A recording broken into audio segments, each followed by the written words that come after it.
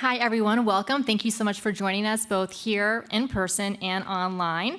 Again, my name is Carol Cox. I'm a course director here at Full Sail University in the Internet Marketing program. And this session is entitled Startups, Entrepreneurship, and Making Your Tech Business Work. So the panelists today, I'm very proud to announce we have to my right here, Phil Arlen, who's a course director also in the Internet Marketing program here at Full Sail. And he is the co-founder of Revolution Medicine, which launched in 2011. Welcome, Phil. Thank you. We also have Brett Berkey, who's a course director in the Internet Marketing program. Internet marketing is well represented here. I guess we're very entrepreneurial. And Brett is also the co-founder of a tech company called PaperStack. Welcome, Brett. And then at the end, we have Michael LaPlante, who's an entrepreneur, and he's a senior web engineer at FireEye Security. He's an alumnus of Full Sail University, having graduated from the Web Design and Development program in 2010, and he is from Tampa, where he is heavily involved in the startup scene there. So welcome, Michael. All right, so we're going to have some discussion here over the next hour or so, and then we'll take your questions. And what I really want to dive in with all of them is how they decided to start a technology company, what background they had in technology, whether they were programmers or had a tech background or just came at it from more of an entrepreneur idea person. And then what are some of the opportunities and challenges they faced in launching and growing their company. So let me start off by asking you all in the audience, how many of you are thinking of starting a company, either a tech or non-tech related company? All right, so most of you make sense here. How many of you currently have a company that you're running? Okay, a few of you, that's great. And then how many of you have a company or are planning to start a company that is based on technology, on a technology platform? Okay, great. And then how many of you, those starting a tech company, are programmers or have a background in coding or programming? All right, so just a few. Okay, great, fantastic. All right, so let me have you start off. Brett, can you talk a little bit about PaperStack, the company that you've recently built with your partners, and tell what PaperStack is and how much and why you decided to build it on a technology platform and what problem it solves? Okay, PaperStack started in June 2014. It's to solve a big problem that happened in 2008 with the mortgage crisis, and everyone knows what happened there, so I don't have to explain that. But what it is it's an eBay-like experience for buying and selling mortgage notes. So mortgage notes are, you buy a house, and it's tied to a mortgage, which is the actual deed. It's the part that the banks hold. And so what happened was there was an influx of these things because banks are not in the process of being REO agents that like work these deals out, and they didn't have that wasn't their thing. Loss mitigation was a small department, and when 2008 happened, all of a sudden it was everything. And so there's this just a mess. And so the people who had the list of these assets, or whatever they're called, assets, the houses, everything was done in Excel spreadsheets. And it's all like old boys club, like I know a guy that knows a guy that knows a guy that can get me these things. And there was these things called daisy chains, which would basically be, I have the asset, he takes the list and tells somebody else, and he'll put his 5 on it, and she'll put her 5 on it.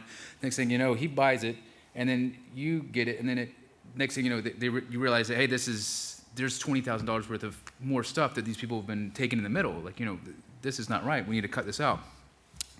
So my partners were saying, how do we make this possible? And so I saw the opportunity because it's a huge opportunity because just last year, there's $2.3 trillion worth of these assets released into the world by the government said, get these off your books, Fannie and Freddie, you're screwing up the country. So we have been developing this for 2.5 years to give investors the ability to go on there and have full transparency for these hedge funds and banks and be able to do a transaction all within a secured platform and be able to buy them like they would buy not much else, I guess. But there's a lot of steps. So you're buying a house. You're buying the mortgage on a house. So, and then basically the investor buys it from the hedge fund. We have everything secured in escrow, so you're not getting taken advantage of, or your money is going to somebody you don't know. It's all in a secure location where everything happens.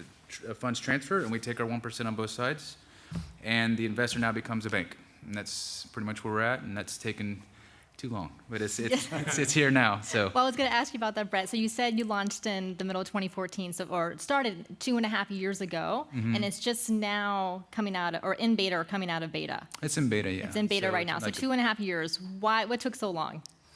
I mean, we screwed up. So you learn along the way, and we had a kind of a finished version, and we scrapped it all. So it was like I don't know, 25,000, not counting other stuff.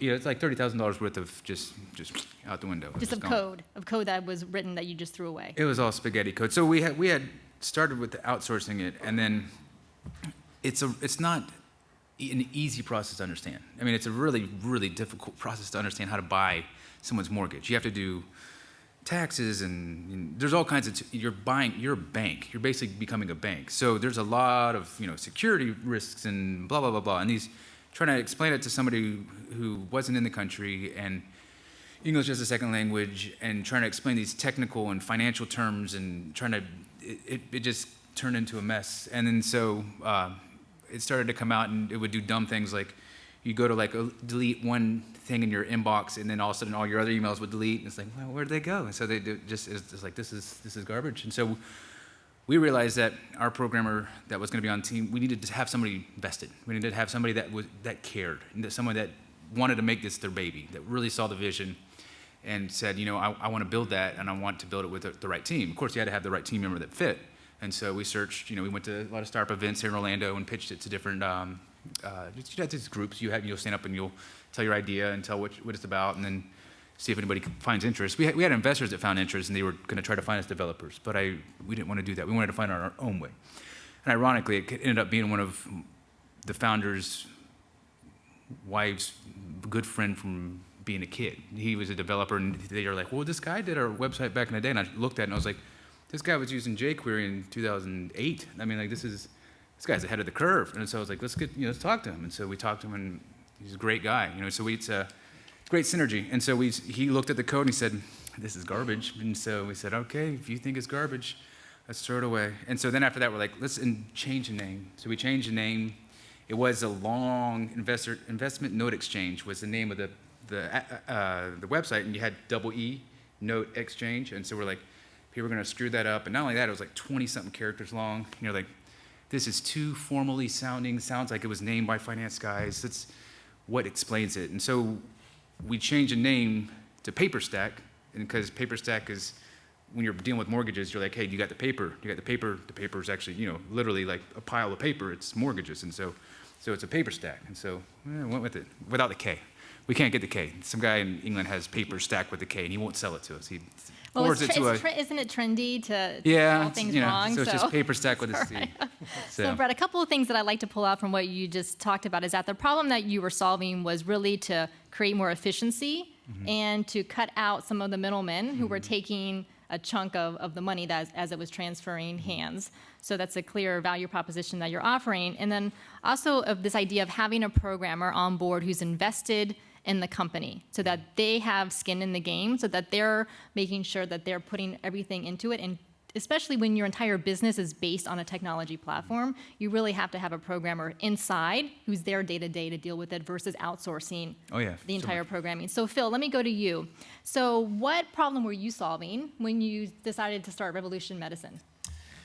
Sure, thanks. So first, thanks to Full Sail for putting me on this panel, and hopefully some of the lessons that I learned in my startup will be instructive to those of you in the audience here and online who are interested in starting a company. So very similar to Brett, we noticed there was this problem in the industry, a very different industry, but I think one of the areas where our experiences overlap is in the amount of regulation that our industry faces. So in finance, particularly in mortgage securities, that's obviously a very highly regulated industry, particularly more so since 2008. I was in the healthcare industry. So I'll tell you a little bit about Revolution Medicine. It is essentially a company that tries to look at different aspects of medical data than what your doctor traditionally has access to in order to apply it to diagnosis and treatment plans. So in particular, how we started, I come from a cancer background. My background is definitely different than most of the people in internet marketing, but probably most people here at Full Sail, in that I'm a research scientist by training. I did my doctoral work in HIV and the relationship between the virus and the immune system. I moved into the cancer field in understanding how cancer vaccines might be more effective. And one of the things that we recognized, particularly in cancer, was how much utility there was for physicians to look at the genetics of either the patient or the cancer itself in determining what medications might be most successful. So we wondered aloud to ourselves internally, well, why is that limited to cancer? It's shown such great success. Patients, if you are at all plugged into the cancer treatment world, you'll notice that the incidence of cancer has remained relatively flat, give or take, across the board. But the length of time that people are living with their diagnosis and the quality of life that they're experiencing has gotten progressively and significantly better with the advent of more modern medications. And a lot of those medications are developed with an eye toward genetics. In other words, understanding how the DNA that underlines the cancer, as well as certain interesting variations that a person may have him or herself, could influence how the disease progresses. And so a lot of these new medications were developed with an eye toward exploiting some of these genetic changes. And what we wanted to do was move outside of cancer and look at heart disease and Parkinson's disease and even migraine headaches to understand, are there genetic changes that we can exploit, and therefore look at medications that may currently exist or those that are in development and improve the efficacy of those treatments. Now, a lot of that information is buried deep in the scientific literature. And as a science nerd, which I am absolutely unabashed about admitting that I am, you look in the literature and you find all sorts of relationships that have been reported about genetic changes and responses to treatment. However, doctors were not using this information. They weren't traditionally testing patients to find out if they have some of these changes in order to maybe prescribe a different medication or to change the dosage of whatever medication they were prescribing in order to get better outcomes. They were just completely ignoring that part of the treatment plan. So what we did was try to figure out a way to make it easy for a doctor to take this information. Now keep in mind, doctors, okay, so you go to your physician with a migraine and you say, I can't do anything about this. What do I do? Your doctor runs a few tests, determines, yes, you have migraines, which, thanks, I already knew that. Take some Excedrin or take this prescription, which is a little more powerful, and then let me know if it works. Now, if you're a patient, you're really looking for, and I'm using migraines in particular because as bad a diagnosis as that is and as traumatic as a migraine can be, it's transient. You deal with it, it goes away, and then you hopefully, will treat it successfully the next time it comes around. It's not a cancer diagnosis. It's not some exotic infectious disease that nobody has seen before. It's a migraine. You take medication, usually it goes away. But if you're a patient and you come into a doctor's office and you hear, well, try this and we'll see if it works, that doesn't really inspire a lot of hope that your physician fully understands how to treat you. And this is no knock on physicians. Remember, they're dealing with a whole bunch of information that they have to integrate and synthesize in the time, on average, about 7.5 minutes per patient. And this is just for an internal medicine doc. They need to pull out a whole lot of information in order to understand what you have and come up with a useful treatment plan. So what we've tried to figure out a way to do is have a patient walk into an office with a little bit of extra information available to that physician at that moment, such that instead of saying, let's see if this works, we can maybe increase the confidence that a physician will have in prescribing a particular treatment from let's see to, I have a pretty good sense that in 75% of patients who have your clinical and genetic background, this medication will work. Or I have 95% confidence that this won't work, and so I know I'm going to try something else. And you can walk out of there knowing that your doctor has that much more in his or her arsenal to treat you with. So Phil, is your customer the patient or the doctor? That's a great question. So you're hitting on the regulatory challenge that we dealt with from the very beginning. So any of you guys familiar with 23andMe? Have you heard of the company 23andMe? Yes, reluctant to do it for privacy concerns. Am So I right? there are a whole lot of challenges associated with 23andMe. The big one from my perspective when we launched our company And this is something we knew, and we were very slow to act in this way. 23andMe was very quick to act in this way, which was to go with their genetic test. So they're basically a genetic profiling company, just as I described. They didn't necessarily focus on improving treatment plans for physicians. They were across the board. You can figure out your ancestry with them, some medication, some interesting things about taste, for example, whether you find Brussels sprouts bitter or not. I mean, they do all kinds of fun things with your genetic information.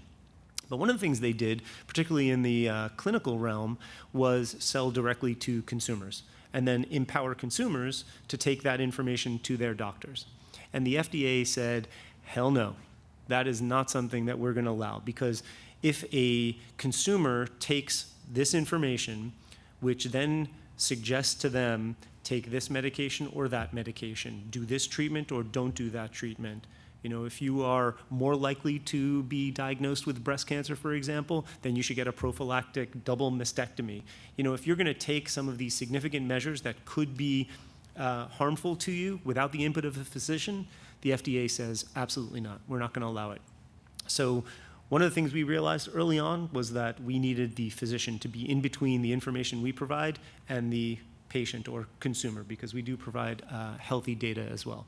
So that was something that we recognized as an important component to the whole genetic testing realm and how it influences patient treatments, to have that qualified clinical professional. All right, Phil, so I have a lot more questions for you as we get on, but let me bring Michael in here. So Michael, you've started some companies. Do they also have had this regulatory challenges that Phil and Brett, or have you had a little bit of an easier time with that? I haven't had regulatory challenges. So the company I started was a coding boot camp. So in technology, there's always a need for more developers. And not everybody has access to go to a university like Full Sail or something else. So what we did was we did a coding boot camp, which was 3 months long, and we got you up to skill with enough to get you an entry-level position. So our challenges were a little bit different in dealing with employers and raising funds to make sure we had a roof over our heads to be able to teach the kids and move along that way. It wasn't so much we had to deal with any healthcare regulations or any financial regulations, anything like that, aside from how to go about raising money and do it properly without getting around any financial regulations. Well, let's dig a little bit deeper into that, because you mentioned about raising money, and Brett, your partners have raised money for what you're doing, and I'll get to Phil too. But how many of you out there in the audience are thinking of going the investor route to raise money for your company? Maybe just a couple of them out there. We're raising money either from, so not necessarily just friends and family, so we can all raise maybe $10, $20, $50,000, but going to investors to raise, say, $100,000, $200,000, $1 million. Like a GoFundMe campaign kind of thing? Like an angel round. Yeah, I guess more. Yeah, well, let's first question. So angel investors first versus crowdfunding. So how many of you are doing, say, angel investors or venture capital or just larger investors? Okay. And how many of you are thinking more going crowdfunding? So Kickstarter, Indiegogo, GoFundMe. Okay, a couple of them out there. So Michael, let's start with you. What kind of money did you raise and from whom? So we did an angel round and we raised $5 million. And if I could go back and do it over, I would say we would raise money from friends and stuff like that and run the company that way. Because when you bring investors in and do angel rounds or anything else, whenever you bring other people into your company, there's a lot more complications. Everybody has opinions, and because they're offering you money, they feel their opinion weighs more than you. You're starting this company, you were supposed to be the subject matter expert on it, but now there's that fine line. So that was actually the downfall of the company that I started, was we got these investors involved, and they wanted to do things a little bit differently than the tried and true, just teach these people how to code and get them jobs. And that led to many conflicts, many months, and the company ended up absolving because of that. So if I could go back, I mean, it was on paper a cash flow positive business, so there was no need for us to ever really need that money. We got greedy, and that was the point of it. And the one piece of advice I always talk to people when they're like, yeah, I want to just go and raise that $1 million round off the bat. I'm like, well, if you're making $100,000, $200,000 a year, I mean, you're doing good for yourselves. Use that and build upon yourself, because maybe you can skip that angel round and go right next to that A or B round and get more money right out of the bat, because you're also devaluing yourself the more rounds of funding that you go through as well, because everything gets diluted. So Michael, so you said you raised $5 million. What did you plan to use the money for, and what were the investors expecting in return? So the fun part for us was we were expecting to use the money to get a building and to fund. We would give all of our students laptops just like you guys get here at Full Sail University, and to get a little cash flow positive and make sure we had the funds to buy everything in advance instead of being cash flow negative. The investors that we ended up going with were real estate guys. So their whole play on it was to buy a building I'm from Tampa, so in Ybor City, and that way they could build a hotel on it above the school. Very different priorities. Here you go. You can start seeing where some of the conflicts are coming into play. So yeah, in theory, we raised $5 million, but did all $5 million actually go to the startup and the school? Not really, is what we came to find out, and that's where a lot of the problems came into play. So while you may have the best intentions in mind as well, you should do your research on who you go into business with as well, because once I started seeing all of this come to light and I started really looking into this, guys, there are a lot of red flags where I was like, ooh, this is probably a bad idea, and I probably should have just stayed on the path we were on, and we were profitable to begin with. That's an important lesson. Thanks, Michael. And what about you, Brett? So with PaperStack, you all have your co-founders really are the main investors in the company. Is that correct? Yeah, we didn't. At one of the there's a place here called Catalyst. It's like an open workspace. It's downtown, and they had an event where you could pitch, and there's all kinds of people in there, investors and other developers, and so we had met with some investors at one point, and felt them out, kind of see if and then we talked about it, like really, what would this do for us? Where would it get us? And then we decided, forget it. We're not going to do it, because I've been in another business before I started here at Full Sail, where I had investors, and it's stressful. I was having panic attacks. I thought I was dying. Like on the bathroom floor, like I was like, what is going on? Am I dying? It's like, no, this was a panic attack. And I was like, because Did you get a genetic test to figure out? No, I need to get that done. Need to get that done. But it was because of investors. Like, they put a lot of pressure on you. It's like every Monday you meet with them. Where's my money? And it's like, what have you done with my money? And so it's like, and I just remember we were in a building. They owned the building. They were real estate investors as well. And so we had the third floor and they had the first floor, and we just sit there in the elevator and just was like, I hate this. And so when this time around, they're like, we can make this work, and we can control it all. So it's like, we'll build it. We built it slow, but it's once it's done, I think patience is a virtue. I just keep saying it's coming, and it's finally here.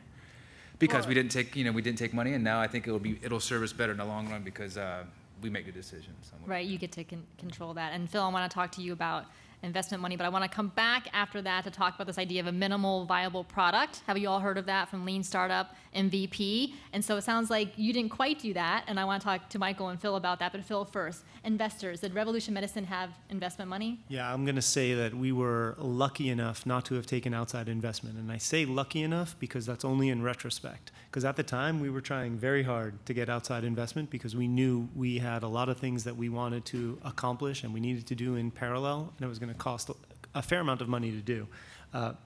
In particular, finding outside coders who can get in and build the platform that I ended up doing organically, but we needed people from the outside at the time, or we thought we did. And so we were skipping the angel route and going straight to VCs. And fortunately, the deals never consummated, because at the time we even knew that once you become beholden to investors, it certainly changes. It can change goals, it can change priorities, it certainly changes your ability to control your own destiny.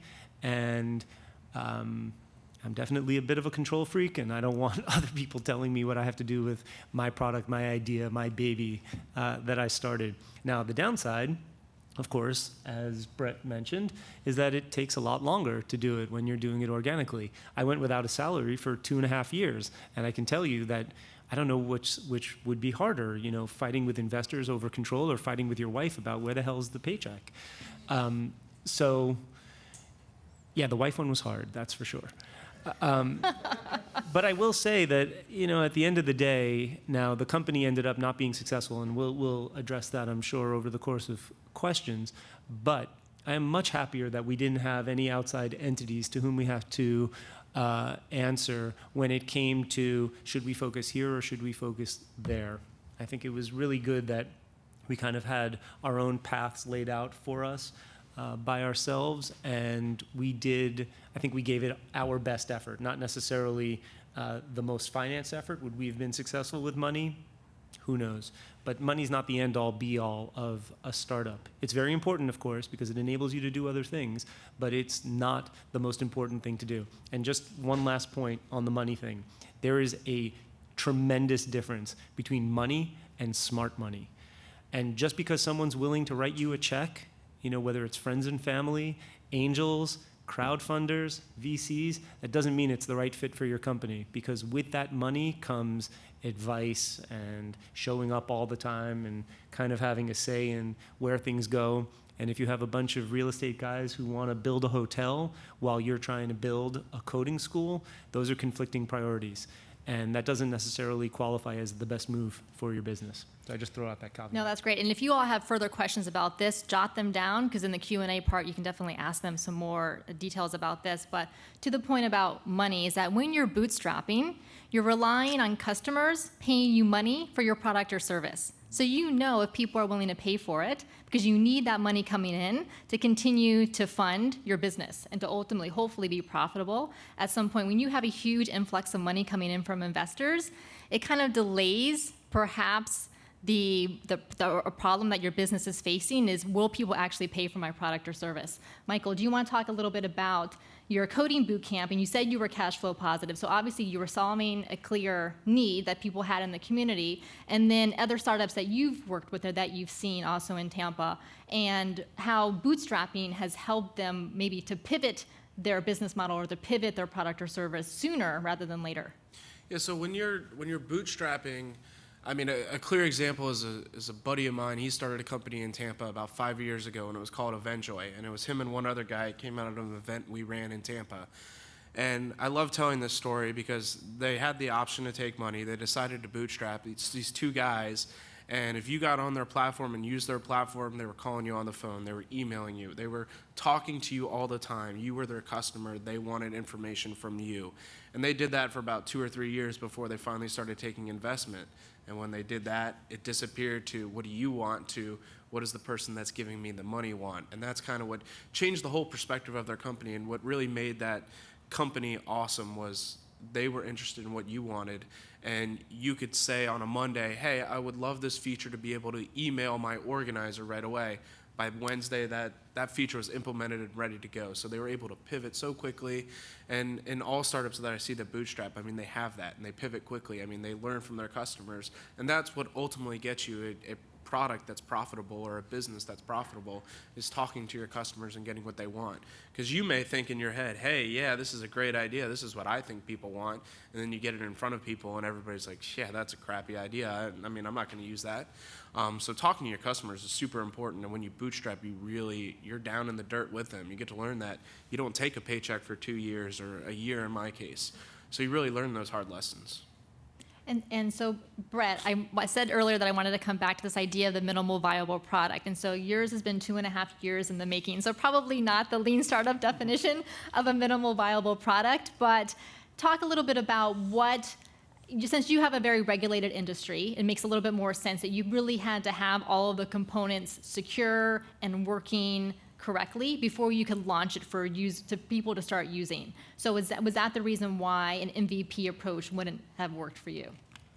I mean, it's kind of, well, not really. The reason why we didn't do the minimum viable product because it's not a simple solution. You know, it's a really difficult thing. First, we're dealing with bank level security, so you have to be secure, and then you have it's not I buy a T-shirt online. Here's my money, Stripe account, API done. It's back and forth. You're API into different things. You're pulling all kinds of data. We have an internal DocuSign. So your signatures are stored. Your credit cards are stored in some other server. I mean, it's a lot of things to make sure that we could just do one transaction. That there's no such way of creating a minimal viable product. I mean, we kind of have that now, but it's as minimal as it could be. I mean, It's like maximal minimal. maximum minimal. But also too, the difference is we weren't testing an idea. So like, it's one thing if like there's a lot of people who try to think of product ideas, and they're like, if they're like, hey, that seems to be broken. I wonder if I could fix that. And then they try to do a minimum viable product and try to let it out to the people and say, hey, what'd you think? That's an outsider looking in. And we're insiders looking in. So the two guys that are the real estate partners, this is a big problem, and they know it. And we go to these conferences, they're part of the group. They know this is needed. When we talk about it to the people that are in this niche, they're like, oh my gosh, hurry up, do it. Like they want it so bad. And so minimum viable product was like, well, we can do that, but we don't need to because we've already tested it. It's kind of like we've watched the reactions. We go to the conferences, we've been to a bunch and haven't launched yet. So we keep, we'll go, hey, what do you want? What do you want in the product? And so we've already done like what he was talking about, talking to your customers. We took a full page ad, and not this last one, but no, a couple conferences. We go to a bunch of these. And so it's a full page ad where come to our booth and complain. That was our full page ad to win an iPad. So of course we got all these people complaining, and I was like, keep it on topic at least. Keep on notes. We're on this. And so, what did you want? What's their biggest complaints? Okay, that makes sense. Oh, that's a really cool idea. So we've taken the minimum ideal product, which you would do first, launching it, and then taking feedback to go back and refactor it and refix it and change it to the people's likes. Because we have such a long development cycle, we're taking that stuff first and putting it in and saying, okay, like one of the big things is teams. It's kind of weird, but it's like if I have a bunch of these assets, I don't want the whole world to know, but I might want you guys in the front, like a group. This is my crew of people that I want to know that I have these assets. So when I send out an email, I want you guys to know, but I don't want everybody to know because these are pretty secure, nice ones. And so it's a team feature that we're working on. It's going to be implemented probably this week or the next week, where I can send it out to the people that I want on my list, and I make my own mortgage note trading platform within the giant ecosphere. So that was one thing we got from the group. And another thing is these people that manage the mortgages, they want to be able to use it too. And it's like, all right, we'll make a white label service. And so because we heard that early on, we coded everything so that when we say, all right, company A wants to use our stuff, all right, then take off the logo, boo-doo-doo, here you go, company A, it's yours. But of course, we're still taking on 1% on both sides. Right. But you can use it within your own company. But that was because the minimum viable product was in production the whole time. Right. So it sounds like you almost had a minimal viable audience Yeah. versus a minimal Yeah. viable product. So you knew there was an audience out there because your co-founders were very steeped in this industry, and you were doing market research and customer user interviews along the way. So Phil, what about you? Did you approach it from an MVP standpoint when you were doing Revolution Medicine? Yeah, our experience was very similar to Brett's in that you have to get, because again, of the highly regulated nature of the industry, you have to get all those ducks in a row first before you can actually launch a product. So for us, that meant we had to deal with FDA regulations. We needed to integrate clinical pharmacy and physicians. We needed to understand how patients would interact or consumers would interact. But I think the most important thing that maybe we didn't deal with, and Brett's is maybe a little more complicated to define. For us, we had to define what was the P in MVP. Is it the platform? Is it going out and getting physicians to use it? Is it making sure that the FDA was there? And that also gets to who's your customer. Are you building a product or service for what market? For us, the product, as complicated as it sounds, genetic testing, integrating treatment plans, understanding diagnoses, really reviewing the literature on a real-time basis in order to get new associations between DNA and either disease or treatment, responses to treatment. For us, the MVP was the report. So you get a genetic test done at a lab, a third-party lab. It comes back to us in raw data format, and then we need to repackage that information such that on page one, a physician can look at it and be like, yep, I know what to do. Because you take any more than 5 seconds away from a physician's interaction with a patient, and they'll want nothing to do with you. For a consumer, you want page one to be really intuitive, so we went with a red light, yellow light, green light system, and then pages 2 through whatever, 100, depending on how long the test was and how much information we wanted to put, you needed to have a lot of background data and references to support whatever it is you were trying to do. So if you want to do a deep dive into your genetics, that information was available to you as well. So our product, the MVP, needed to be that report. And we did iterate that a lot. And we got that out into the marketplace very early so that we can get feedback and understand how people were going to use that information and what we can do better.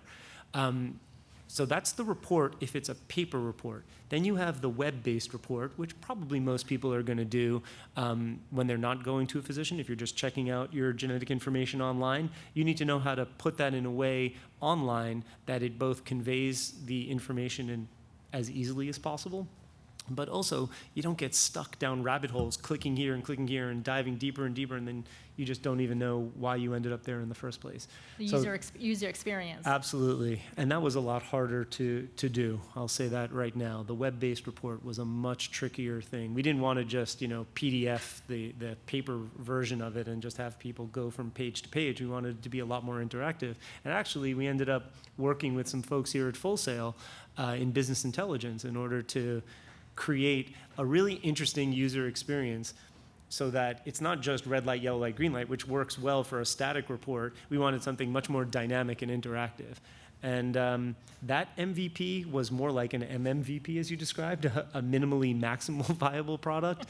And that took forever. But I will say that whole lean startup methodology of getting something out there to your potential market and customers and getting feedback immediately, I learned about it already maybe a year and a half or 2 years into our startup. I wish I had known that on day one, because it just makes such good sense to, whatever you're designing. You want to build a better water bottle? Well, start with the first water bottle that you find and figure out, here I'm talking like a scientist again. Do people want a thinner cap, a bigger bottle? Do they want different colors? You don't make those decisions for them. You let them make the decision for you, because that gets them almost like investors with some skin in the game, and they're more likely to become, they go from being a focus group to potential customers to actual customers when they feel like they've had a say in what your product will eventually be. And then they become your fans and your advocates for you, those early users and those early customers. So Michael, how did you get your very first customer for the boot camp? Word of mouth. There was a lot of word of mouth going out saying, hey, we're starting this company. Hey, we're looking for people. We ran ads on Facebook. Surprisingly, that's a really good way if you're not doing Facebook ads. We took out ads in newspapers, and that's really, and threw up a website, and that's how we got our first customers. And it was good from there. I mean, I still have the email up and going, and I'll still get emails occasionally. Hey, is the school still running? I'm interested in it. And now there's another school doing something similar called the Iron Yard over in St. Petersburg. So I'll just refer them over there. I'm good friends with them. But yeah, it's interesting to see people are still interested and there's still a market for it. And it's a shame that it happened the way it is, but there's plenty of lessons I learned from it too. Yeah, we're going to get to some lessons and challenges, so that's great, Michael. And Brett, how have you all gotten your very first paying customer for PaperStack? They randomly showed up. They randomly showed up? I mean, we've been out in 2.5 years, so it's like, like we go to these conferences and everyone's always like, oh, cool, and we'll see spikes in the analytics, and so it was kind of funny because it was like a Saturday or something like that, and my buddy texted me, the partner. He's like, "Is this you? Are you screwing with me?" I was like, "No, why?" He's like, and he texted the other guy. I was in a group chat. He's like, "Well, who's saying this?" And it's like, "No one. What are you talking about?" And he's like, well, then we have people they're wanting to buy this stuff because we just threw it up there. We threw up all these assets, and we just kind of were like, "Yeah, well, once we get around to really launching it, we'll just already have everything there." But you can go there right this second, and you can see all this stuff. I mean, there's 60 or 70 of them, and so people have been checking the site to see if we're going, and finally someone went there and said, oh wow, they actually have assets for sale, and they go, oh, I want that one. And then next thing you know, like, oh my gosh, we got a live one. And then so next thing you know, now it's like that guy, there's a group like that you get a part of that's like these people pay a lot of money to learn this education. It's like $25,000. So they'll be in this small group where every week they'll have a phone call on this, and they'll have, the people that run the school, they'll evaluate whatever you have. So the guy will call and say, I got this one, I'm looking at it, it has all this, and this, and they're like, that's either a good deal or a bad deal. And so it didn't dawn on us that the guy said, I'll talk to you Wednesday after 2 p.m. And we were like, well, okay. And then we realized, wait a second, after 2 p.m., the call is every Wednesday at 1. So oh my gosh, this guy's going to go on to the school, which has the ear of the market, like everybody. They do all the marketing on Facebook. They've been around for a long time. And he's going to say, I bought this asset. I'm viewing this asset on PaperStack. And then after that, people are like, oh, that's out? You know, because we've been at all these conferences saying, it's coming, it's coming, it's coming, it's coming. And so then they just start showing up. So now we have people on there. I have intercom.io, which is like a kind of like a CRM system, and I can see them just, you know, basically just kind of like walking real time on the site, and I can interact with them and chat with them. And so they just kind of showed up. I mean, I guess that kind of showed up. Going to conferences and yeah, people know but about we it. haven't done. We're not officially. I'm not advertising on stuff, so they just kind of. That's kind of how the first customer came. They just came.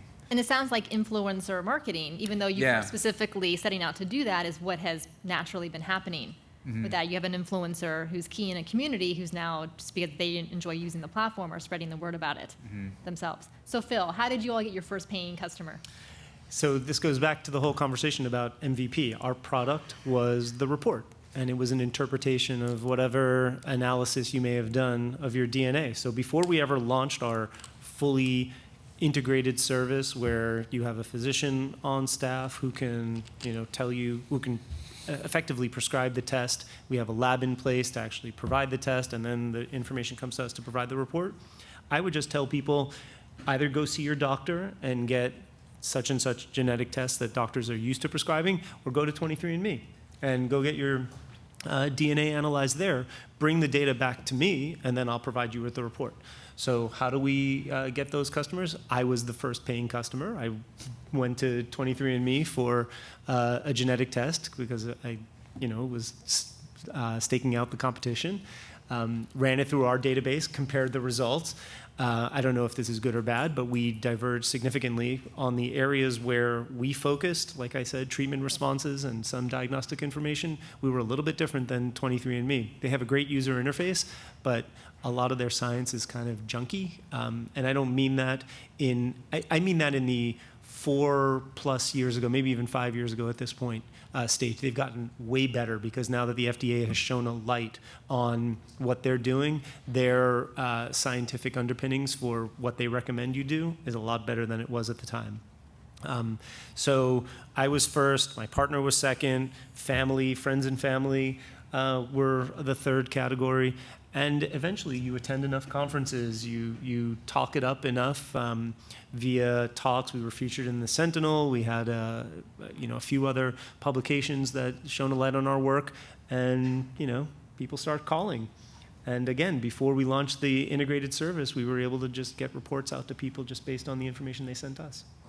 So it sounds like a little bit of building buzz. So either it's conferences or PR or media, it's kind of getting people to start talking about what you're doing. And so back in 2005, I launched a technology company for political candidates in organizations. And I have a background in programming, had started programming back in 2000. And so when I built this technology platform, it was because I needed to use it for the organization that I was running. So I was scratching my own itch. And so we built it. It was out there. People were using the website technology for this organization. And the neighboring organizations saw what we were doing and said, Carol, can we have that too for our organization? And I really hadn't intended it to be a business at the time. I was just doing it because it made my life easier. And so, but because they saw what I was doing, it worked for what we were doing. They had a very similar organization. It grew very organically from there. So creating buzz and having a wide network. And I think one of you talked about having a network and having relationships, because those are the people who are either going to help you raise money if that's what you want to do, or help you find some of those initial customers. So Michael, I know you're very well connected in the Tampa startup scene. So how has that helped you with your company and even with the position that you have now with FireEye? I mean, networking is pretty much everything. I know I have a talk later today or tomorrow about networking as well. But it's been completely invaluable. And a lot of the mistakes I see is when people are networking, they go in with an ask. They're like, this is what I'm looking for. One of the things that really diversified me when I moved to Tampa, I didn't really know anybody. So I went to any event that I could find, networking events, meetup events, things I wasn't even related to. I'd just show up. And I never showed up with an ask. I would always ask, what can I do for you? And maybe it wasn't something immediately. But people would come back. I mean, I still, 5 years later, I mean, they call me the master networker of Tampa out there. People still come back. I'll get job referrals of somebody I've never even met. They're just like, hey, this person recommended you. You met them at this event. And I just told them what I did. I've never worked with them before. It was just because of that networking connection. I still get these jobs. There was one, actually an email that came through last night that was like, hey, I found you on a meetup group. I heard you give a talk about this. Would you be interested in working on this? I need somebody that does it. And just keeping open, like everybody starts somewhere. Like it seems like, we're up here, but again, we're still people. We all started in the same place. And remaining humble and knowing that, like never turning anybody away when you go to these networking events. There's always going to be that guy that's in the corner that's hiding. There's always going to be that person that seems like they're talking to everybody and knows everybody. Never show somebody time off. Because you're like, oh, they're in the corner, they might not know something. That could be the CEO of the next Facebook or something, for example. And by you taking the 5 minutes to go and introduce yourself, it could be life-changing for you. So you always have to keep that in mind no matter where you get in your career and your life, to remember everybody started from somewhere and to keep that in mind. And here in Orlando, there is a really great tech entrepreneurship community, and Brett's very plugged into it. I'm sure, Phil, So you are guys too. have OTA, right? Orlando that? Tech Association? Yeah, Orlando Tech Association. There's, Brett, you mentioned Catalyst. There's Canvas, the co-working space downtown that also has a location in Winter Park. So let me ask you, first of all, those of you who are here in person, who are here in Orlando, how many of you have ventured outside of Full Sail networking and Full Sail groups and have done things in the larger Orlando community related to business, technology, entrepreneurship? Okay, really.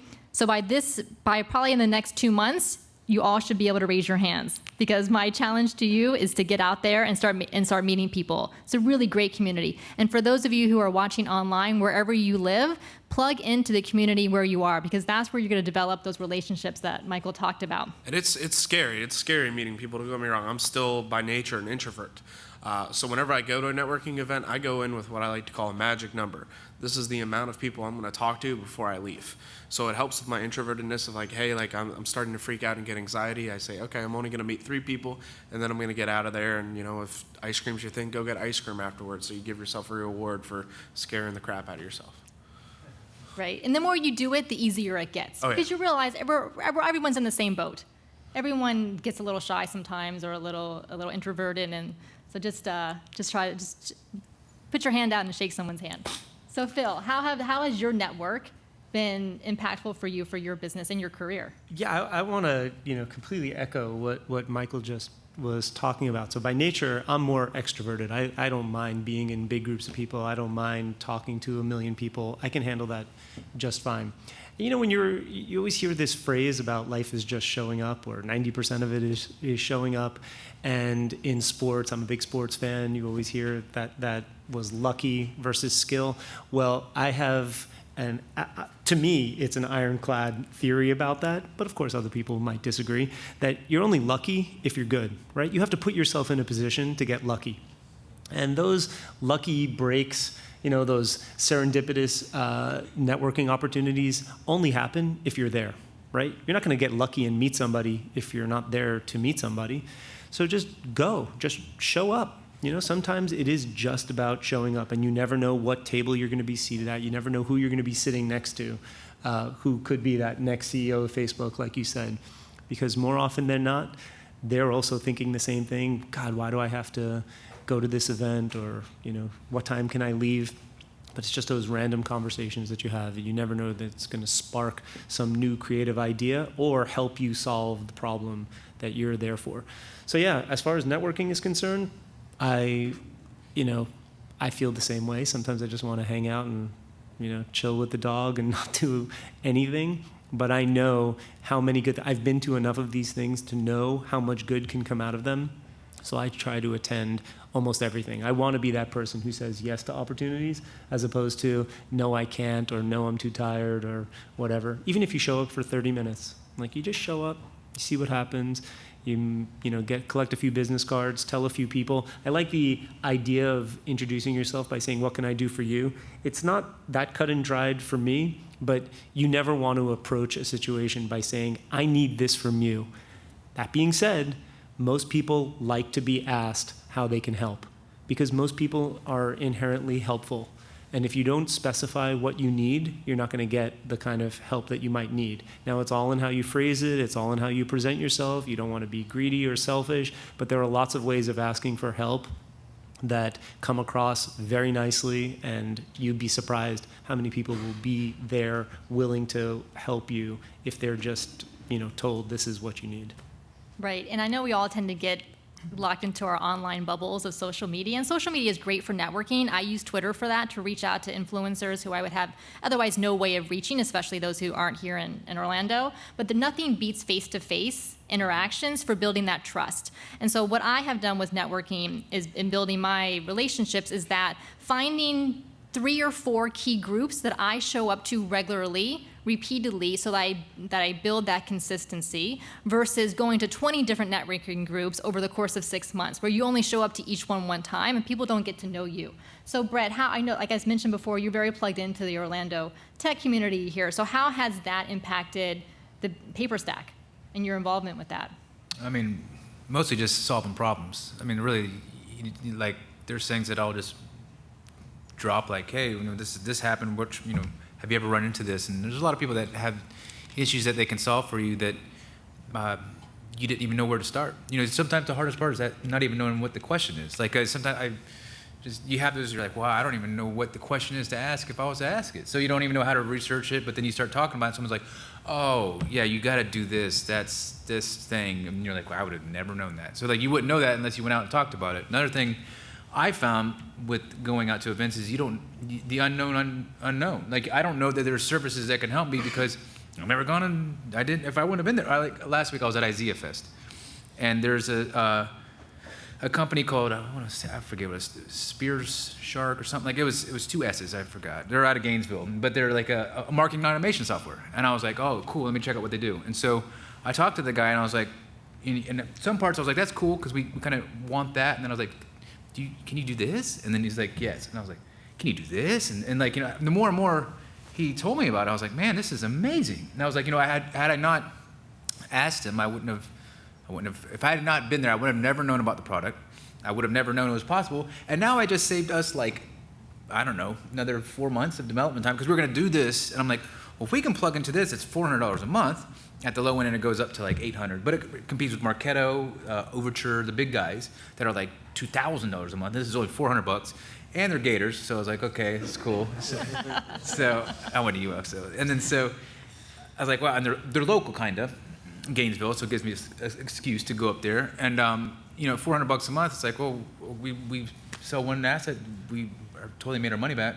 The other thing is, I would say that and another event I was at, I met somebody that can get me on to Inc., Huffington Post. What was the other one? Inc., Huffington Post, Forbes, and the next web, and all these things. I'm like, well, I wouldn't have met this PR person, and I would have never known that was possible if I hadn't have been there. So being there is like what you said, showing up. But the other thing is this most important, I think more important than showing up, is following up. Because if you show up and you're like, it feels like, hey, man, here's a ticket on a golden platter, and you're like, thank you. What do I have to do? Oh, I have to call you next week? Okay. And then you never do. It's like, what the heck? Why'd you even go? You just wasted your time. So, like, I make sure that when I leave, I have a pile of business cards or something like that, and I'll find them on Twitter, or I'll do something, and then I'll put it into a schedule. And usually what I'll do is, during a work day, I'll time block, and then I'll take like a 30-minute break, and then I'll follow up.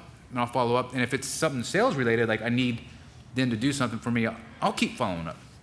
And to the borderness of annoyance, and people are like, "What is this guy gonna get the picture?" It's a fine line. Fine line, but you'll know when you cross it, because they'll tell you. The conversations really start happening after Stop calling me already. right, or after you've Restraining orders. 11th time to the 17th time. If they say, that's usually when they'll be like, "All right, what do you want?" So. But that's the follow up, and it's the most important thing, because you're not gonna they'll tell you that this is important, but unless you take the next step to make the action happen, they're not going to do anything for you. Right. Okay, so I want to ask each of you one more question, and then we'll get to questions from you all out in the audience here and online. So, Michael, what was the biggest challenge that you faced? You talked about the investor and taking investment money, but any other particular challenge that you face in the coding bootcamp business that, looking back now, you would have done differently? Oh boy, there's a lot of things. Built a fancier hotel on top of the school? Yeah, I mean, probably finding a space before we actually started the marketing. Like, we had a full set of students. We had a class of 12 students, and we didn't have a space. We were scrambling until like the day before we started the class to find a space where I was going to teach these students. Because we just, like you did with your assets, we just threw the stuff up there, and we were like, eventually, maybe people will find it. And boy, did they find it, and they found it quick. So that was a big mistake on our end. We were just like, well, we could find space eventually. And that eventually turned into like a week later, we needed space for 3 months, 3-month stints. And it's hard to find a rentable space for 3 months that likes you and will not take a huge down payment. Great. Brett, what about you? Big Biggest challenge you faced so far with PaperStack, and looking back, what would you have done differently? I mean, really having everyone invested. Like if it's a technology thing, make sure the guy's part of the team. And this is his Mona Lisa. This guy's going to build this thing, and he wants to be proud of it when it's done. So finding that guy, hiring somebody that's in a company could work. But the thing is, I was talking to somebody yesterday. I found a guy who does like 3D rendering to make stuff, to 3D print stuff. And I've talked to people in the past. This is a side project idea for I don't know, whatever. But I don't like dealing with companies because people work for companies and then that person leaves, and it's like, well, that guy knew everything that he knows me. He knew everything I was doing, and now they're gone. And so now I got who's this next person I got to talk to and catch them up. And so if I deal with individuals, like the relationships between you and them. And so with somebody that's on your team, if their developer is going to be with you, make sure that they're on your team. They're not like you're outsourcing it. Like the guy he's one of my best friends. Like he's a great guy, and he's brilliant, and he knows that this is something he can put up on a platter and show his his coding buddies, like, look how clean that is. Like I did that. So I think that's the most important thing, having everybody on the same page. And everyone can't be all chiefs. That's another thing. But we didn't run into that, but you can't have, everyone's a developer. It's like everyone plays their part. The two real estate guys, they play their part really well because they know what, I play my part really well, which is just talking a lot. And then the developer plays his part really well. So we all do different things, and it works out. Great. Phil, what about you? Biggest challenge? Yeah, so one of the biggest challenges that we were lucky enough not to face was, and this is just general advice to anybody who's starting up a company, particularly for the first time, find yourself a co-founder, at least one. I mean, dynamics of 3 are a little tricky, so maybe 4 would be better than 3, but at least 2, because there are those times, those long slogs where you're building a product, and if you're the only one who has to light a fire under your own butt in order to get moving, it helps to have somebody there. Now, that partner, that co-founder cannot be a mirror image of yourself, because if you don't have complementary skills, then what's the point of starting a company together? You're basically just diluting your own equity in something that person can maybe do no better than you can. So find somebody with a complementary skill set. The actual challenge we faced is, it's interesting. We were right at the intersection of healthcare and technology. Technology is a notoriously fast-moving sector. Healthcare is the complete opposite. It's incredibly slow. And we function more like a technology company in terms of speed, but our concept for how to change healthcare as it's practiced by physicians peaked too early. And unfortunately, we were trying to offer a product and a service that physicians in particular were not ready to use. And arguably, they're still not ready to use. Slowly but surely, it's making its way into practice. But we were a little too early, and we needed to both pace ourselves and have the resources in place in order to make sure that we can withstand the lag between launch and actual mainstream adoption, and we just didn't, unfortunately. Yeah, being too early to the market sometimes ends up paving the way for someone to come later. Absolutely. Well, we saw that with Friendster, which became MySpace, and then Facebook. And then even there was a guy who had the idea for Uber before Uber came along. I read an article about it a couple of months ago. And they couldn't get the business model to work. So they kind of paved the way, because then Uber saw the problems that they faced, the earlier company, and then was able to make better decisions. All right, so let's open it up to the questions for you all out there. What do you want to hear more from our panelists? I think someone has a microphone that they're going to bring around so that our online viewers can hear your questions as well. certain way. Got a question about the investors. When you had the investors, when it was time to like quit that and go and move on, did y'all have a contract in place of what you was going to do when you left, or like how did that come about? There were agreements on how all the money was going to be used. At the end of the day, we had some things that were cash flow positive based on the investment, what was lost, what had actually been given to us and not given to us. We pretty much just split the money on the table, made sure everybody got back what was deserved, and then split the rest. So it actually kind of worked out better. In some cases, a lot of the times when you work with investors and you see these companies work and work and work, a lot of the time they just walk away, or the investor gets on, or the founder gets stuck with trying to pay that back to the investor at the end of the day, or they write it off. A lot of the times, I mean, it's the common thing. Every 10 out of 100 type of companies will be the ones that are successful. So the other 90s are going to be, losses that the investor knows they're going to have and write off. Not everything's going to be a Facebook. You have a great point about having a contract with whatever you're doing and making sure that you have your own attorney review the contract on your behalf to make sure that your interests are protected as well as the other parties. Being personal liable, right? Yeah, I was going to say, having your own attorney, that's the best thing you can do. If you're going to go into business and freelance or run your own company, do any type of consulting, first person you should be hiring is some type of lawyer or attorney. They will be your best friend for life because they will save your behind many times over. Absolutely. All right, other questions? Hello. So this is a question open to everyone on the panel. I was wondering, what are your educational backgrounds, and if you could, how much of the information you learned through those degree programs do you feel was more beneficial learning in a university environment rather than something you could, look up on the web? I'll tackle this first only because I gave a little bit of background about my education originally, but there is absolutely no substitute for launching a company. It is a crash course in an MBA, in specialized education, depending on what sector you are, as well as organizational psychology, getting to know people. And there is no substitute for that. Real-world experience is really the most important way to learn how to start up and run a company. No question. You need, though, the academic side in order to prepare you for whatever it is you're doing. In my field especially, I mean, that's something that's very much both science-driven and data-driven. So I needed to know a lot about both, which is how I ended up teaching web analytics, because for me, data are data. Doesn't matter whether it's web data, DNA data, immune system data. It's all kind of the same thing. It's how you interpret it and use it for your own purpose. So I would say, definitely you need that foundational knowledge in whatever industry you're going for, but keep in mind that what you read on the page is not going to be the experience that you get when you actually do it, and that is infinitely more important in your success.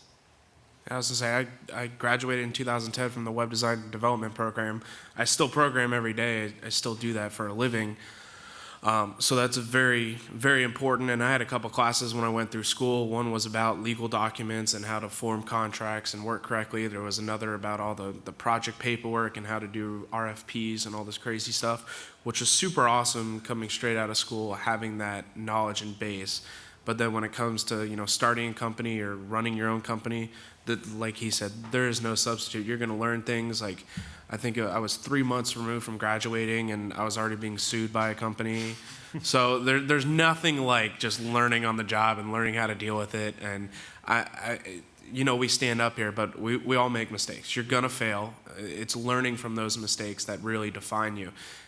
If you walk up to somebody and they're like, oh yeah, this is great, everything fell into place, I never failed at anything, there's probably a problem there, because somebody's always failed at something. I mean, I still fail at things, even following up on emails for people. I mean, I still fail over that no matter how many systems I put into place to try and help myself with it.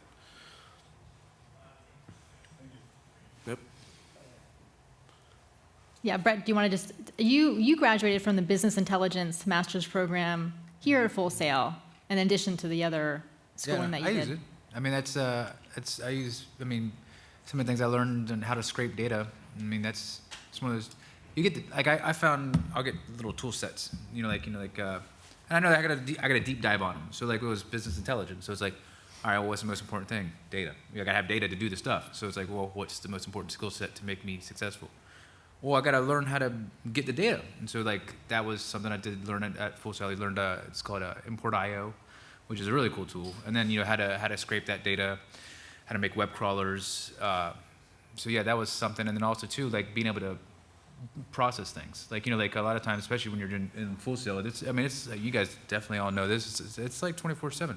But like like being the difference of like I had running business professor. We just had a baby, and I have another kid, well, my wife and me. So there's a lot of stuff going on. So it's like, well, how do I do this efficiently? And the thing for me was always like, well, I'm going to do something called active reading, which instead of like a lot of times before, I was like, okay, what do I have to read from chapter 1 to chapter 5? Okay, perfect. Read the chapters, and you're like, what do I need to? What's the assignment about? That's backwards. Do the assignment first. What do they want me to say in the assignment? Okay, let me go look for that. So, and I still use that now when I'm doing outside learning. You're like, okay, I need to learn this for PaperStack. Okay, what's it about? What's my objective and how do I do it? So that was all stuff I learned in school that applies to anything. And it's just a matter of processing how to learn better. But And another key thing, I know we have a question coming down here. Another key thing that I see a lot of students underestimate here at Full Sail especially is the student to professor relationship, because once you graduate, you're peers with your professor. So you can become friends with them and talk with them and learn advice from them. And the more you reference with your professors and talk with them and ask for help, I mean, that's what you're going to experience when you're out in the world. I mean, we've talked about it a couple times today. I mean, asking for help. Everybody wants to help you. I mean, I still talk with some of my professors that I had that are still here at the school and some that have moved on, and we keep those relationships going. And it's been invaluable, and that also goes to the networking point that we've talked about as well. My question will be, what is your next goals, and like, what are you guys doing for your future? Like, what are your next goals? What's your next big thing that you guys are working on? Phil, we'll start with you. Great question. I think about that all the time. One of the things I've built into my day is sort of forced boredom, and I mean that in a positive sense, because you think about when you're on vacation, or at least for me, whenever I'm on vacation, I feel like all of these great ideas come to me. And I say great, and most of them are crap, but at the time, they were really great. And that's because I'm not worried about anything else. So what I try to do during the day, every day, is build in that time so that I can think about, what do I want to do next? I know I have an itch to start another company. I don't know what company. I don't know what sector. I have a few ideas, but I'm not sure where that's going to be. I also know that, and the reason why I want to start another company is because when we're talking about MVP and failing fast, it's not just a product that you want to iterate, it's also a company and a business model. And so there are things that we did with my old company that I think we can repackage. And again, given the fact that maybe we peaked a little too early, this might be exactly the right time to take the lessons that we learned from that first company and do it in a slightly different way. The database is a dynamic, living entity. It grows all the time. And so I think there are ways that we can go about not making the report better, but making the relationships among the various players better. So that's the thing that sticks into my head. The other thing is I have this obsession with tomatoes and how tasteless they are, and I want to come up with a way to grow a tastier tomato. But I know, so from UF, they've figured out the sugar content in relation to size. Believe me, I'm not kidding about my obsession with tomatoes. But as hard as the 2.5 years of no salary was for my wife, she wants to kill me over these tomatoes. So that might be something I let go. Brad, what's next for you? Well, you're deep into PaperStack right now, so that's pretty much on the horizon. We're trying to. The goal is to get us to it's 30 a month, one a day. If we could sell one asset a day, average is $1,200. So do the math, and be nice. I projected, at this date we will be here, and this is the part we will be in terms of technology. So we're always planning that. We call them epics and sprints in development. It's like, you have everything, it's systemized. This is not like we don't just write this down on Notepad. This is like in GitHub, this month is going to be this sprint. This is the epic it's going towards. So everything's goal focused. There's never a wonder of where we're going next. It's a matter of if it's going to happen, because sometimes some things take less time than others. And some of the other things that are unpredictable, such as, are we going to sell 30 a month. I want to sell 100 a month. I know it's possible, but I mean, realistic goals. Like if I could sell 30 a month at the end of 2017, that's a realistic goal. And so that's what I'm shooting for, and that's what keeps me going every day. That's also how I strategically plan what I'm doing. Like right now I'm in the cold email phase where it sounds really boring and it's non-scalable. But they always say in startup land, do things that don't scale. Because if you do things that don't scale, those are the really hard things to do, and it really makes eventually there's like they call it the hockey stick that, I'm building on the hockey stick part right here by literally writing an email to somebody and saying, they don't know who I am. I have a tool called hunter.io, and I can find anybody's email, and I just write them emails and put other ones in the BCC so they can't see that you messed up and tried all these different emails, and just put them all in the BCC, and one of them will go through, and then maybe they'll respond. But the fact you do that, it's working towards the overall bigger goal of, the big thing. Does that make sense? If you guys want to know all about tools and apps, connect with Brett. What's your Twitter handle? It's Brett Berkey. But I actually... at Brett Berkey on Twitter, because he'll hook you up with everything you could possibly ever want to know. I actually did create for this session my buddy runs ambitious.com, which is an entrepreneurial site, Greg Roulette, and he just spoke here just recently. But on his site, just ambitious.com/Brett, I created a startup list, and it has every startup curation of every startup tool, funding, all kinds of stuff. So it's all there. So if you want that, Awesome. yeah, Thanks, Brett. yeah. Okay, we have a question here. Do I we have free startups for everybody at the end of the session. Well, I think we all either have or want to have multiple companies. I think once you get hit by the entrepreneurial bug, I'm on my third company right now, so it keeps going. All right, do we have a microphone? Because we want to make sure the online viewers can. Do we have a microphone in the front here? There's online. I have online. Oh, you have an online question? We'll get Okay, we'll to get to you, you I right after that. So Kevin Kennedy is a mobile development mobile development student. He wants to know what is the most important piece of advice you would give to students who want to end up in the startup world. That's important. Oh, one piece of advice for students who want to end up in the startup world. Just do it. I don't know. I don't know if that's copyrighted, but Show up at the Yeah. Show up and get out there. I mean, yeah, take action. I mean, really, there's a lot of people you'll hear, and there's people that talk and people that do, and I say, don't talk, just do. I mean, like, it's simple. I mean, Or talk and then do it the same. Well, I mean, talk and maybe get some feedback and see if your idea is stupid, and then if it's not, then do it. That's pretty much, I mean, there's no excuse. You're going to be here or wherever you're going to be a year later, so if you didn't start it today, you're still going to be wherever you're going to be a year later, so you might as well just do it regardless. It's fail, like he said. Yeah. As long as you don't Fail stay down fast. when you fail, get back up. I mean, All right, let me get to your question. I know you've been waiting patiently. Do a mic. There we go. Got a mic coming somewhere. Hello. My question is, how do you present an idea that you may have to someone new with ensuring that they won't take your idea for themselves? Excellent. that's a good one. Yeah, confidentiality. So how do you present an idea to someone and hope or make sure that they don't take the idea for themselves? Who wants to address that, Michael? I was going to say, I'll go first, and you guys might have different opinions. What I tell people that come to me with this is, an idea is just an idea. I mean, nothing's built on it, it's an idea. So let them take it. Maybe you'll build it better. One thing that I don't do personally is somebody comes to me and they're like, hey, I have this great idea, but sign this NDA or this non-compete. I'm not going to do it because those are so vague in general that they could limit you to something else. And I do so much work with a lot of the startups in the Tampa area and the entrepreneurial scene. I get pitched the same idea 5 times every week.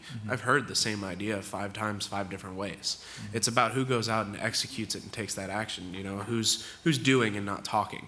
You have a lot of this noise in this startup scene of like, hey, look at this cool new thing I'm going to be building, and hey, look what I'm doing, and hey, look at this, and then there's this guy in the corner that's actually doing it, and he's going to be the one that's successful because he's laughing at everybody else while he's actually taking action on it. It's funny, we know the word meme now as a different idea. It's just something with Nicolas Cage doing funny face and something underneath.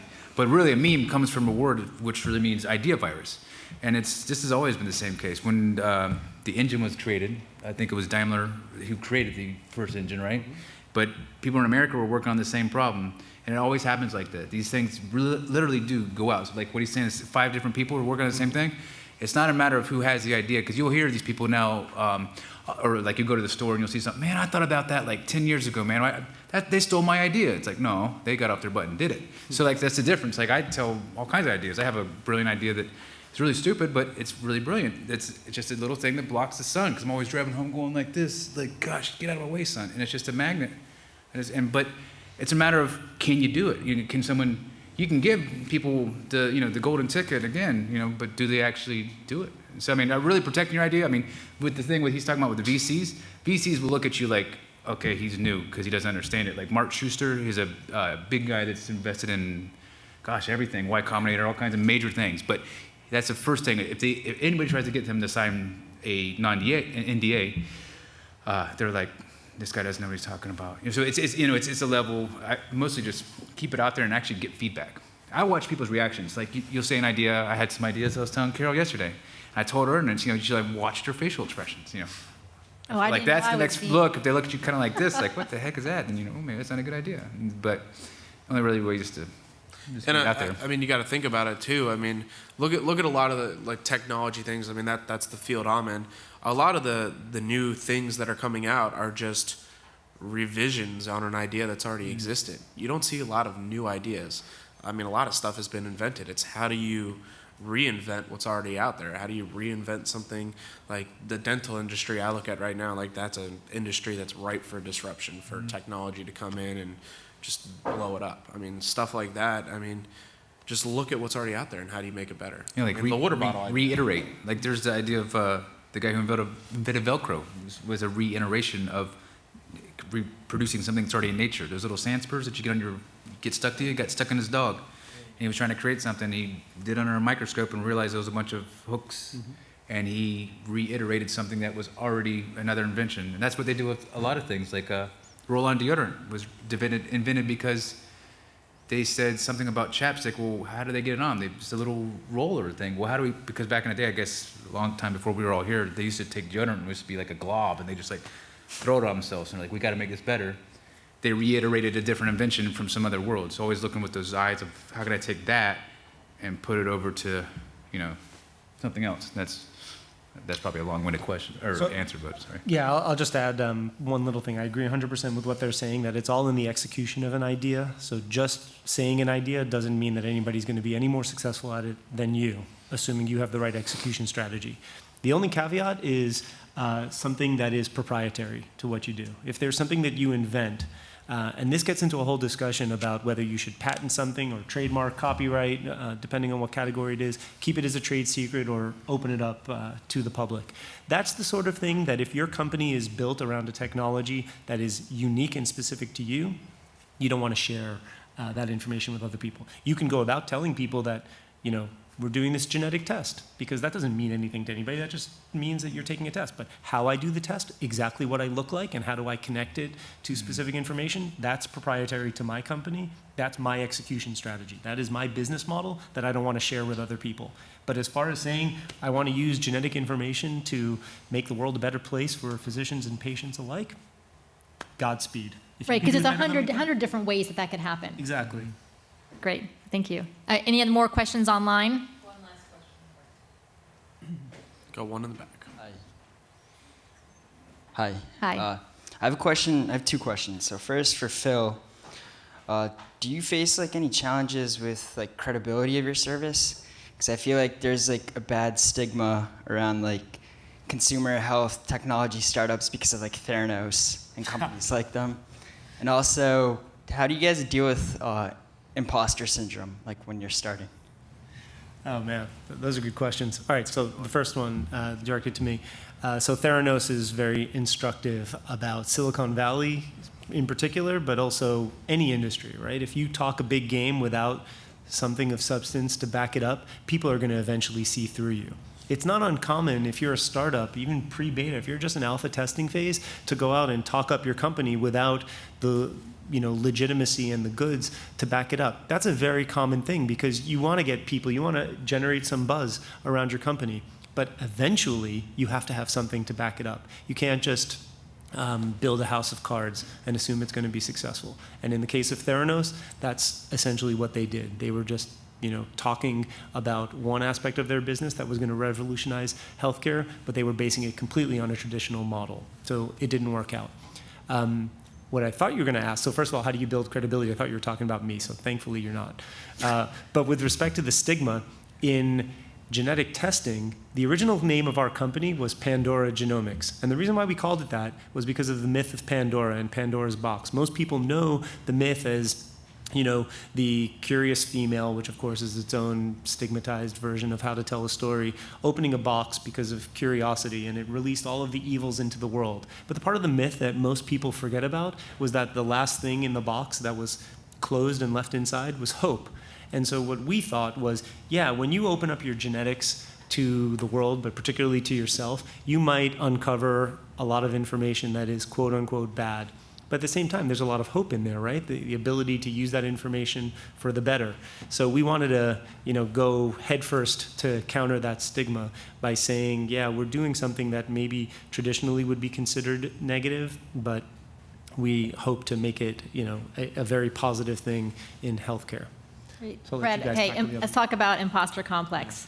Brett, have you faced that with PaperStack or with just development in general, working with programmers? I mean, in the past, you know, there's, you know, you can't know everything. I mean, especially in a developer. If a developer says, you know, you give him an idea and he's able to solve it within his head every time, you're like, this guy. You know, like, there's no way. I mean, like, if you're developing anything, you always go reference the docs. No one knows that stuff. No one knows everything in a doc. There's so much stuff coming out that anybody who says they know it really doesn't know it. Or, I mean, the people that are the humblest and say, I don't know, but I can figure it out, there's no need for people to know this stuff anymore. I mean, like, that's the way I see it. And with the stuff with the mortgage note stuff, I can get the gist of things, but my other two partners are a lot better to see through things. Because they understand exactly how much things cost, how much materials cost, how much, you know, different services cost. And if you're able to say you're able to get it for this, there's like, you know, you can find those flaws. And if it's, you know, sometimes people just like to talk a great story, and so maybe they should be on radio. But, you know, they might be not starting a great company. You know, so that's probably the only way you can recognize it, if you know from knowing that you know. So being open and willing to learn from others sounds like is what helps you to mitigate this idea of imposter complex. Kind of, yeah. Michael, what about you? Oh, it's real. I mean, it happens to me at least once a year. There was something, I want to say like last week, I saw something going around on Twitter that was, here's the imposter syndrome, you're not a real developer because you don't know this type of deal.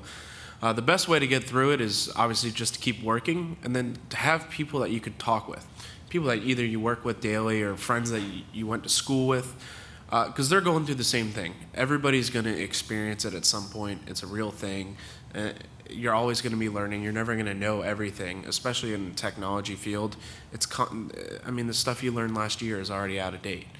But to stay with what's you know and to talk with people, I mean, it helps. I mean, you're always going to experience it, and everybody handles it a little bit differently. But by talking through it, I mean, it really does help to be like, oh, hey, like, I'm having this problem. Like, I forgot how to write CSS. And your buddy will be like, oh, yeah, I had to Google that yesterday, too. And then you kind of laugh it off and you go about your way again. There's always going to be somebody out there with negativity, and you just have to blow them off. And that's, at the end of the day, that's on you. All right, so let's wrap with where the audience can connect with you. So Michael, where is the best place for people to find you? You guys can reach out to me, fullsale@michaellaplante.com is the email, or you can find me on Twitter @LaPlanteWebDev. Brett, what about you? I just, @Brett Berkey on Twitter. All right, @Brett Berkey on Twitter. Phil? I'm a traditionalist. I would say come find me face to face, but that's too difficult. Parlen, Parlen, @fullsale.com. All right, and you can find me on Twitter @CarolMorganCox. All right, well, thank you so much, Michael, Brett, and Phil, for being here, and thank you for those in the audience and those online for sticking with us and asking us some great questions, and have a great rest of your Hall of Fame. Nice job. Yeah, good stuff. Make sure you leave out the back in the rear and the right, and perhaps see our Hall of Fame guests out in the hallway. Thank you so much for coming. Oh, that was fun. Yeah, thank you. Yeah, that was fun. You good at court or anything? Yeah. I asked for it. I was like, I got it. Yeah. Yeah, right there. You got a ton of them over in the other.